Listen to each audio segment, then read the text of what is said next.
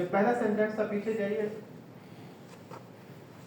The studies of undergraduates reveal conflicting conclusion regarding relationship between advanced girl study and citation efficacy। ये क्या है? ये उसने main जो टॉपिक है एक्चुअल में जिसके ऊपर ये डिस्कशन हो रही है उसको पहले हाईलाइट किया।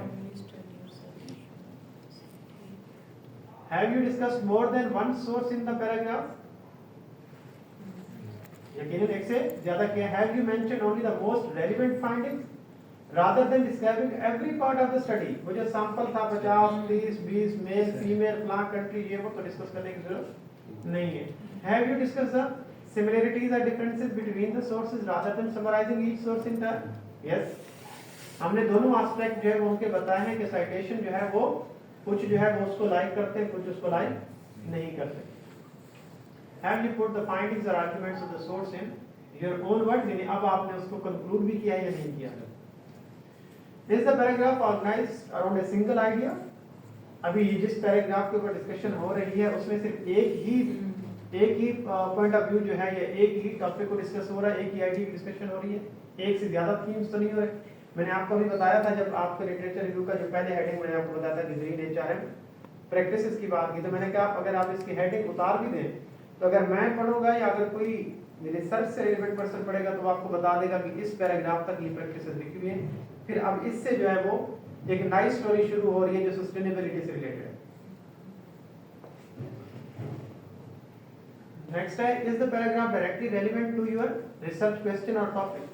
ओके, ये तो नहीं है कि आपने उसको स्पेसिफाई तो कर दिया है, लेकिन क्या वो सस्टेनेबिलिटी या एचआरएम का जो ओवरऑल हमारे डिस्कशन है उसी के अंदर रहते हुए बात कर रहे हैं या उससे बाहर निकल गए? Is there a logical transition from this paragraph to the next one? अब आपने इसको कंक्लूड कर लिया है, अब आपने अपनी ओपिनियन या कंक्लूडिंग रिमार्क्स डालने के बाद अब आप जो है वो एक नए थीम को जो है वो डिस्कस करेंगे। जी ये इस आज के लेक्चर की स्लाइड खत्म हो गई, अभी एक रहती नहीं है क्या? अच्छा चलिए फिर नेक्स्ट पे चले जाइए 8 लेक्चर में।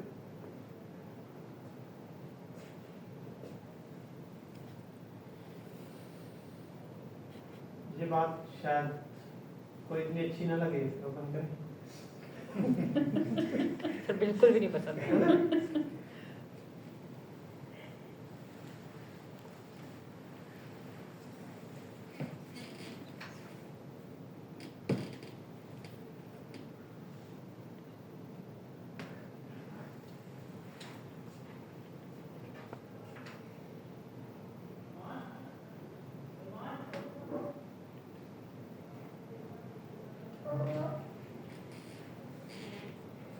एक्सप्लेन करने की जरूरत नहीं मैं यही कह रहा हूँ, एक्सप्लेन करना है, आगे बढ़े आगे बढ़े।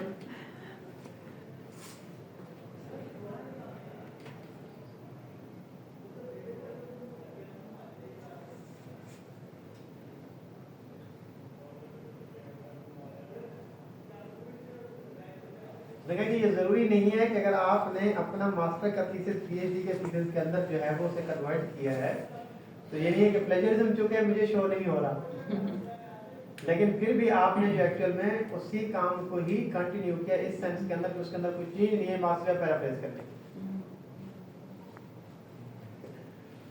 जब हम ऐसा करते हैं, मैं आपको बताता हूँ, जब हम थीसिस के अंदर से पेपर एक्सट्रैक्ट करते हैं अपना पब्लिश करने के लिए तो उसमें भी हमें 40% जो है वो अलाउ होता है, हालांकि वो हमारा अपने लिखा होता है।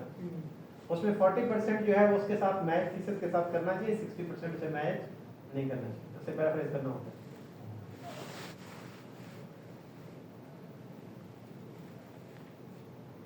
क्या लिखा हुआ है? आपको याद है हमारे एक एचईसी के जो है वो थे चेयरमैन जो थे एचईसी के पाकिस्तान के के, उनको निकाला गया था इसी वजह से क्योंकि उनका थीसिस बहुत पुराना जो था किसी यूनिवर्सिटी में था अमेरिका में या उसमें, और उसमें और उनके केस में केस करा था कि वो प्लेजरिज्म निकला है, तो फिर उनको एचईसी ने जो है वो एचईसी से जो उससे फारिग कर दिया गया था। अभी ये 10-15 साल पहले की बात है, मुझे जो याद पड़ता है। तो ये इसका मतलब यही है कि ये क्या है, अगर आइडेंटिफाई हो जाए तो यही कहते हैं कि भाई इसकी डिग्री भी कैंसिल कर दो, इसमें सब कुछ जो है वो इसको ये तो कर दे। खतरनाक बात। हाँ, खतरनाक बात। सर वो नहीं आपने तो किया हुआ था, आपको तो परेशानी नहीं होती है, तो चलिए ठीक नहीं था वो एक और बात है, लेकिन किया हुआ था। सर आधी तारीफ है आधी Surprising must be resulting serious consequences क्या?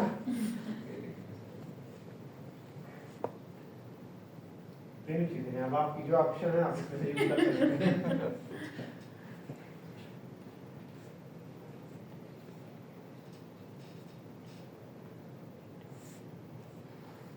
जब हम रेफरेंस भी दे देते हैं कि किसी ने की तो उसको एज इट इज क्यों नहीं कर सकते? बिल्कुल मतलब एक सर। बेसिक क्वेश्चन है बिल्कुल क्योंकि जिसमें हम खप जाते हैं जो काम जी पैराफ्रेज नहीं देखिए, ये अगर मैं क्यों आपको बनाया है बोलूं, जिसने हाँ। भी बनाया है? हाँ अगर आप रिसर्चर हैं और आप इस बात से डरते हैं कि आप टाइप नहीं कर सकते, तो ये तो कोई बात ना होगी, वैसे काम सी बात है।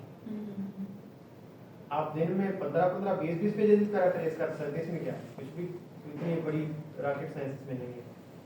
बस ये है कि जब थोड़ी बहुत प्रैक्टिस, मैं अभी बच्चों को ये बता रहा था, आरएमएस वाले जो बच्चे हैं ग्रेड्स उनको बता रहा था कि आपने जब मैट्रिक में पेपर दिया, जब आपने इंटरमीडिएट में पेपर दिया, अभी आप यूनिवर्सिटी के अंदर पेपर दे रहे हैं 3 साल से 4 साल से, इसका मतलब है कि आप जब लिखते हैं अपने इसके ऊपर तो आपके पास क्या बुक होती है? नहीं होती ना। क्या आपके पास स्लाइड्स होती है? नहीं होती ना। तो आप कैसे इंग्लिश से लिख रहे होते हो? और आप वही कॉन्सेप्ट जो पूछा जा रहा था उसे बता रहे होते हो ना, और सही बता रहे होते हो। जिनके मार्क्स सही आते हैं, जो पढ़ते हैं बच्चे, तैयारी करते हैं, उन्हें सही लिखा होता है ना, लेकिन उन्हें कॉपी पेस्ट तो नहीं किया होता, पैराफ्रेज ही किया होता है ना। तो उसमें दिक्कत नहीं है। तो जब मैं आपको असाइनमेंट दे रहा हूँ तो तब आप क्यों कहते हैं कि इसमें पैराफ्रेज बड़ा मुश्किल लग रहा है? तो जो कॉन्टेक्स्ट है वो समझ आ गया, थीम समझ आ गई है, बात समझ आ गई, तो फिर उसको अपने अल्फाज में लिखे। सर कोई दफा वो जो है अजीब वो तो से- एक्नॉलेजमेंट है ना कि हाँ, फलान है हाँ। जो कि ये बात जो है वो की है, फलान है जो है वो ये लिखा है, और फलान की एफर्ट है। आप कुछ पूछें? मैं ये कहती हूँ कि दफा वो इतना वो लगता है कि जब हम वो कर रहे हैं तो शायद वो बात की वो खत्म हो जाएगी उस सेंस में, परफेक्ट वर्ड। नहीं तो वो, हाँ तो वर्ड जो है वो आप उसमें फिर, अच्छा एक दफा आपने जैसे हम कहते हैं ना कि ग्रे स्ट्रक्चर आपने उसका बना लिया है, फिर आप उसको रिफाइन करते रहे। Summarise the source. कोई है इसमें कुछ चीज बताने वाला? नहीं। माशाल्लाह, आगे बढ़े। चलिए जी, नेक्स्ट स्लाइड जो बहुत ज्यादा है। सर आपने स्लाइड्स हैं ऐसी जो चीजें आपको पता है, लेकिन ये तो सर आप देखें आपने 8वां दिन का भी लेक्चर आज करा दिया सर। तो एक्चुअल में हमारे हो गए ना। अभी कल की क्लास है इंशाल्लाह, फिर सर, हमारी 7:30 से क्लास 9 तक की सर हमारी कल की क्लास है? ऑनलाइन। हाँ अच्छा, ठीक। कल आप लोग है 6 to 9 क्लास? सर मेरे ख्याल है सर हमारी कल शायद फिलॉसफी ऑफ सोशल थॉट की है। शायद फिलोसफी हाँ। की क्लास कल की क्लास है जी सर। और वो 6 to 9 होती है। जी सर। इस वीक वो अभी तक नहीं तो हम संडे पे कर लें उसको? बिल्कुल सर, संडे में कर हम 7:30 से 9 बजे के टाइम में कर लेंगे। सर मॉर्निंग में इवनिंग? इवनिंग में आप लोग मॉर्निंग में? 7:30 से 9 मैं तो उठ कौन जाऊंगा, उठेगा? लेकिन- हम तो उठ जाएंगे। मैं तो उठ संडे को नहीं। सर संडे को सर 11-12 बजे करें ना सर। अच्छा, चलिए सर, मेरे 12 लिए बजे। मसला नहीं, मुझे जो टाइम आप कहेंगे मैं संडे को सर 12 बजे सर अप्रॉक्स। वीकेंड ही फ्री मिलता है, क्या मतलब? वीकेंड ही हमें फ्री मिलता है उसमें। हाँ सर सुबह 10 हाँ ग्रॉसरी ये है कि करनी उसके है। बाद आप फिर फ्री होंगे, रिलैक्स होंगे, आपने कहीं जाना है। हाँ। जी। हाँ तो आई मीन आप कहते हैं कि ब्रेकफास्ट से पहले या ब्रेकफास्ट के साथ ही हो नहीं सर, आपने जो टाइम बताया वो भी बाकी जैसे कहते हैं शाम वाला वो मेरा जिम का टाइम होता है। ऑनलाइन मैं ऑनलाइन जिम नहीं जा हाँ, सकती। जल्दी। 7 बजे जिम होता है। ये भी सही है।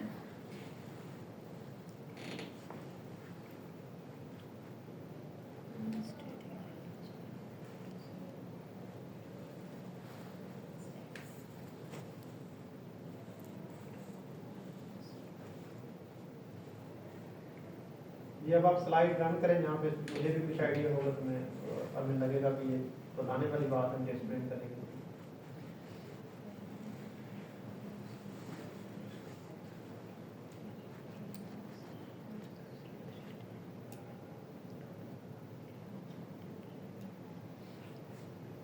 अब आप लोग ने जो है वो इस बात पे नहीं जाना। अच्छा 100% ये इस बात सबसे पे नहीं अच्छी जाना। लगी। ये सबसे अच्छी है। आपने वो मना कर दिया। तो बहुत इंटरेस्टिंग लग रही है लेकिन वो सही नहीं है। मतलब है कि सिर्फ सिनोनिम्स चेंज करके तो आप जो है वो उसको पैराफ्रेज नहीं करते, बल्कि आप कर लेंगे लेकिन जिस साइड से हम इसको चेक करना है तो वो कहेगा कि नहीं सिर्फ वर्ड चेंज हुए हुए, कॉन्टेक्स्ट और थीम। हाँ बिल्कुल, वो उस पूरा सेंटेंस होना जी, जो चाहिए वो- स्ट्रक्चर, वरना वो निकाल देता है उसमें।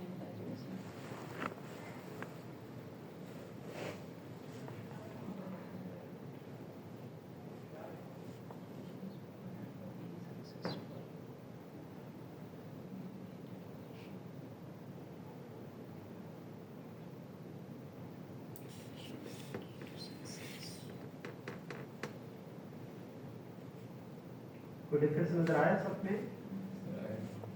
सर कान को इधर से पकड़ो उधर से हाँ पकड़ो। वही एग्जैक्टली, मतलब ये कि पैराफ्रेजिंग ही करनी है ना, कॉन्टेक्स्ट सेम रहे, बाकी जो है वो बात आप जिस तरीके से भी करें, बाकी वोकैबुलरी जो है या जो वर्ड है उनको आप बाद में रिफाइन, हाँ वो जो है वो सेंटेंस रीस्ट्रक्चर किया है। जी।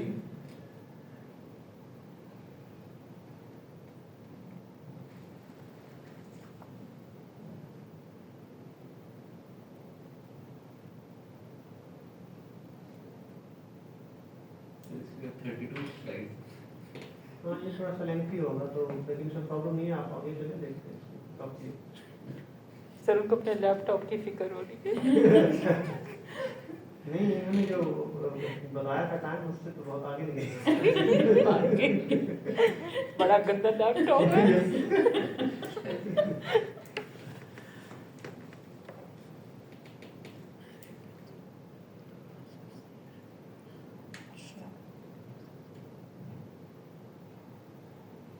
इससे तो सब लोग आप वाकिफ हैं ना? जी बिल्कुल, मोस्टली इसी में आगे करते चले। हैं।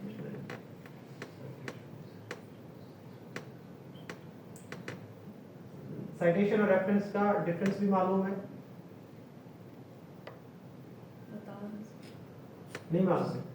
Citation as it is from intext जो होती है, यानी हम पैराग्राफ के अंदर जो आप लोग लिख रहे हैं दिस इज साइटेशन, और रेफरेंस जो है वो इसकी कंप्लीट डिटेल है कि अगर कोई वैलिडेट करना चाहे कि आपने जिसका नाम डाला हुआ है, पता चले कि आपने जो है वो लिखा है नवाज 2025 और पता चले कि नवाज नाम को कोई बंदा ही नहीं है। ठीक है, रेफरेंस में यानी वो जो जर्नल भी और वो सारा कुछ हाँ एग्जैक्ट जो है बिbliography होती है तो कंप्लीट डिटेल है। उसे लिखा है ना कि वो बॉडी ऑफ द वर्क है यानी इन टेक्स्ट है, और यहाँ पर जो है वो at the end of the work एक बिbliography है बिल्कुल, जो हम उसे पूरी उसकी डिटेल जो है वो देते हैं कि ये कहाँ छपा है, किस इसका टाइटल क्या था, किस बुक में छपा है, किस जर्नल में छपा है, किस पब्लिशर के पास ये छपा है, और जिस जर्नल के अंदर ये छपा है उसका जो इसका नंबर है, पेज नंबर है वो कहाँ से कहाँ तक है, किस वॉल्यूम के अंदर है, सारी डिटेल, ताकि जब आप एग्जैक्टली वही अब देखें अगर आप उसी रेफरेंस को उठा के गूगल स्कॉलर में पेस्ट करेंगे ना तो वो कोई भी और पेपर नहीं ओपन करेगा, सिर्फ कोई एक सिंगल पेपर जो है आपके सामने। जी नेक्स्ट, ये वही दो मेथड्स हैं जो अभी हमने देखे हैं, पैरेंथेटिकल और नैरेटिव। जी आगे चलें, वो तो आपको मालूम है।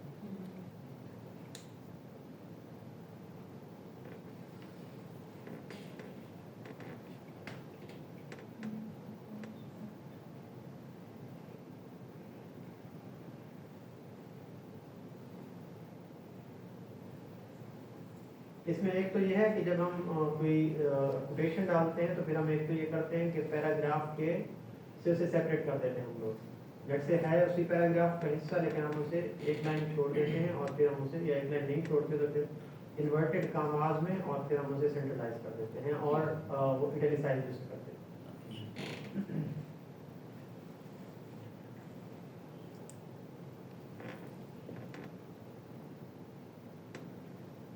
ये वाले जो वर्ड यूज हुए ना, according to, argued that, asserted that, found that,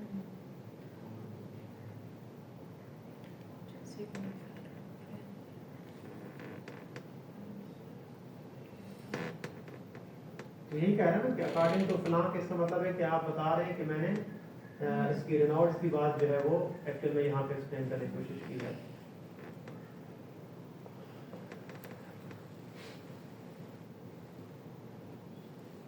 contented, maintain, responded, reported, argued, conclude, assert, insert, बहुत सारे वर्ड जो है सर वो मैंने एक पेज पे इसी तरह के वर्ड्स बनाने शुरू कर दिए हैं। अब एक्नॉलेज्ड है तो उसके 4 बना दिए, कंटेंट के, मेंटेन्ड के, जी। इसी तरह। ये आमतौर पर आप अभी जब आप हाँ। लिटरेचर पढ़ रहे होंगे तो आपको इसी तरह से ही नजर आ ये रहा सर ये literature एक के एक अंदर। उसके बनाने शुरू ताकि जी। लिखने में आसानी हो जाए।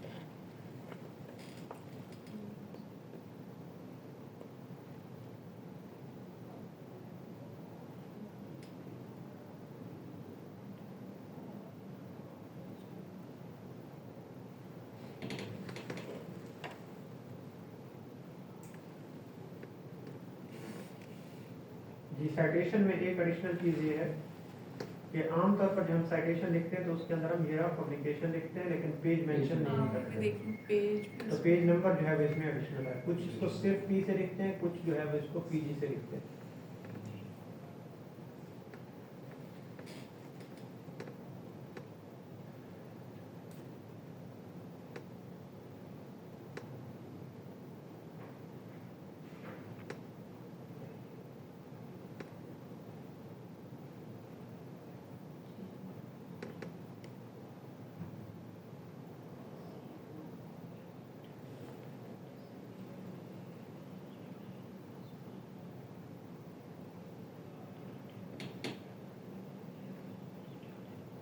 और ये क्वालिटेटिव में जब आप फाइंडिंग लिखेंगे ना तो फाइंडिंग लिखते हुए आपको फिर कुछ जो है वो कोटेशन देनी होगी कि जो मेरा इंटरव्यूई था उसने क्या बात की है।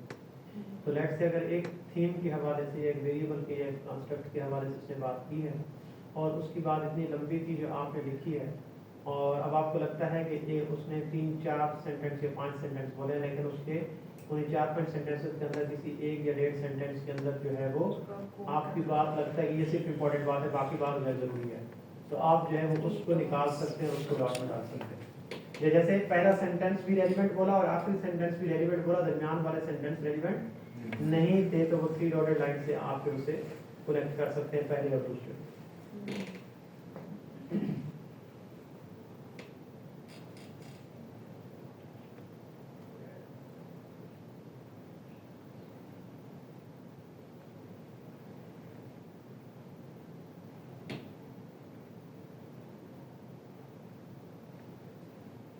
इसमें सबसे इम्पोर्टेंट चीज क्या है?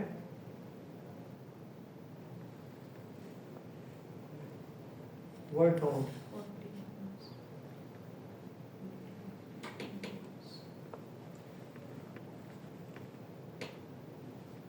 जी नेक्स्ट पेज। बाकी साइटेशन का वही स्टाइल है।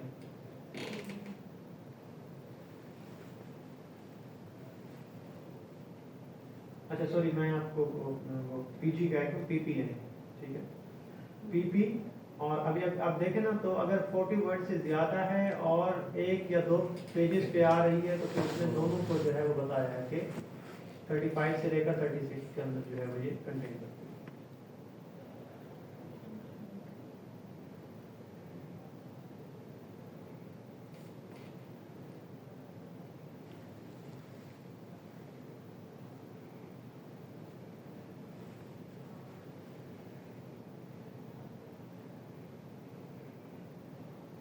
जी ये वही है जो पहले सिंपल उसकी है, पैरेंथेटिकल जो है उसका उसके हवाला दिए थे।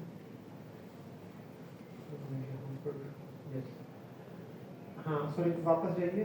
पहली फर्स्ट सिंगल ऑथर के लिए है ना जी, सॉरी सिंगल ऑथर जब सिंगल स्टडी, लेकिन इसमें ऑथर कितने हैं?